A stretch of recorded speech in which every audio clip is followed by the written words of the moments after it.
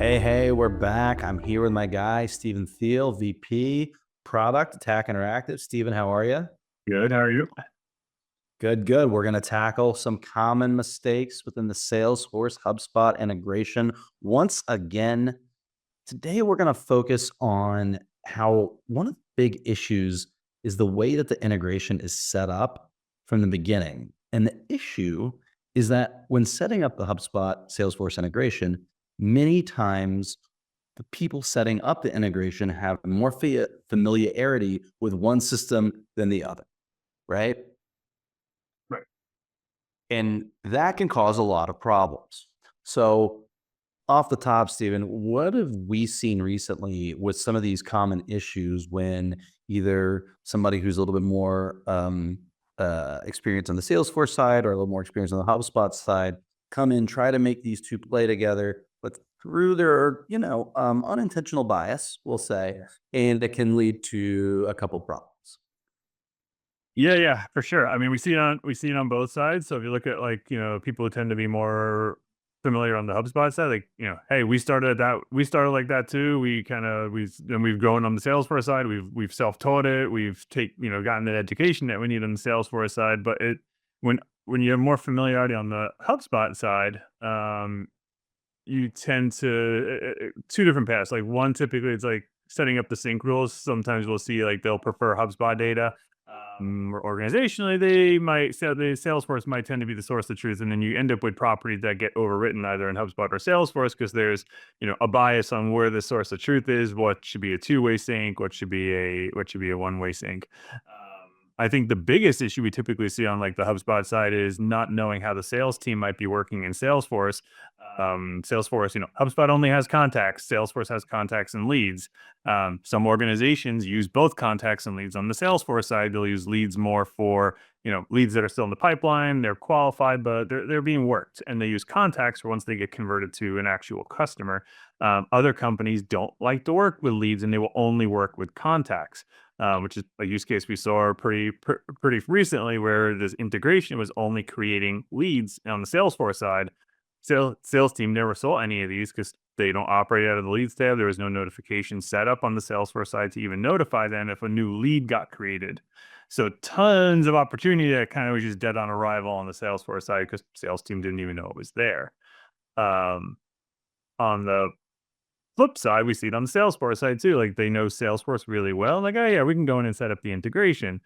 But then it's not knowing how marketing is operating on the HubSpot side. They don't know as much about automation and workflows that are set up in HubSpot. Um, there's no alignment maybe on like what filters do we use to create inclusion lists, and then sometimes we'll see like the Salesforce if the Salesforce admin or dev is setting up, they'll just pass everything through to Salesforce regardless if it's qualified or not because they don't even know where to start with inclusion lists on the HubSpot side. And that's kind of the beauty of the integration, that there are some elements of the integration that do have to get managed independently on each side for this cohesively to work together.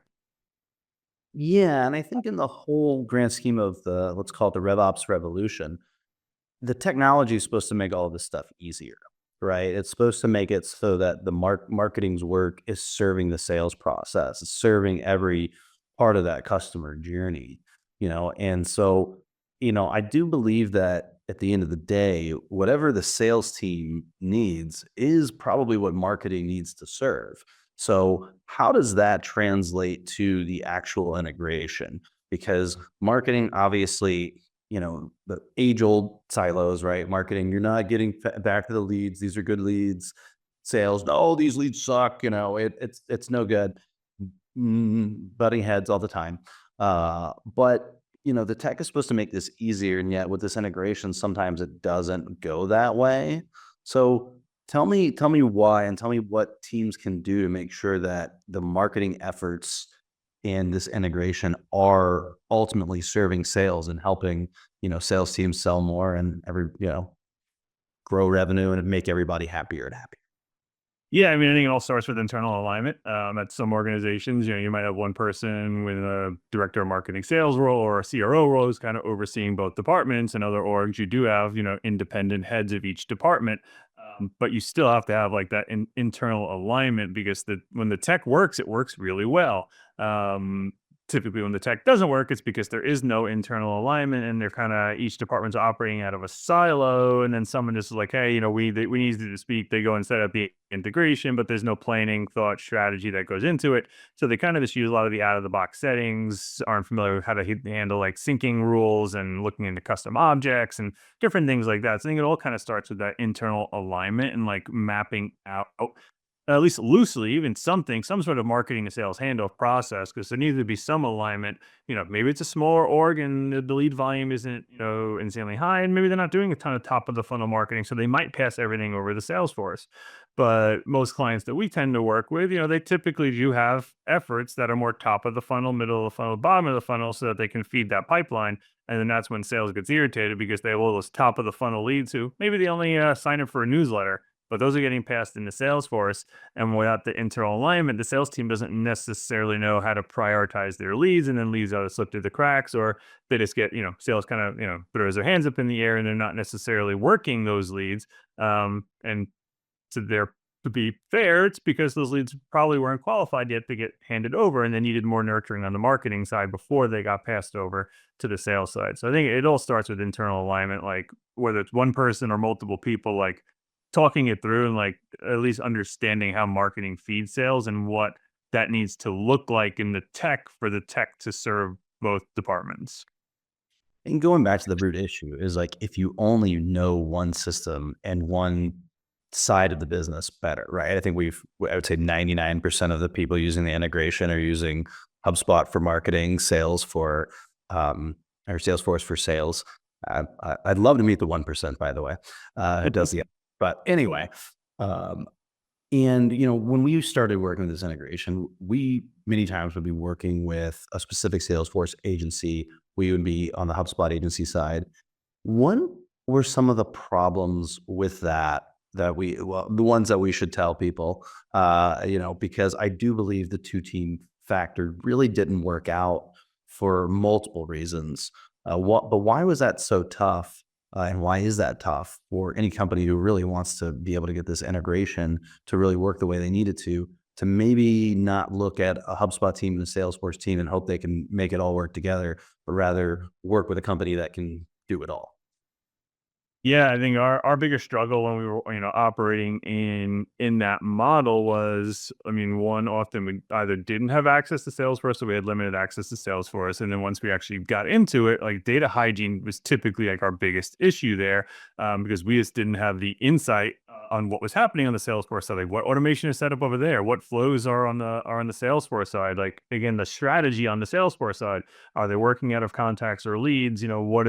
What happens when the sales process kind of stalls? Do we kick them back over to HubSpot to nurture them more and then send them back over to Salesforce once they re-engage? So it was again like operating in silos without knowing the org wide strategy, and then not knowing each system enough to you know better diagnose when issues did come up. So, of course, we map, we could do the mapping to the best of our knowledge, but there's lots of like little nuances that come up in the mapping with like dependencies, or Salesforce has some properties that could be like read only that you can't even write into.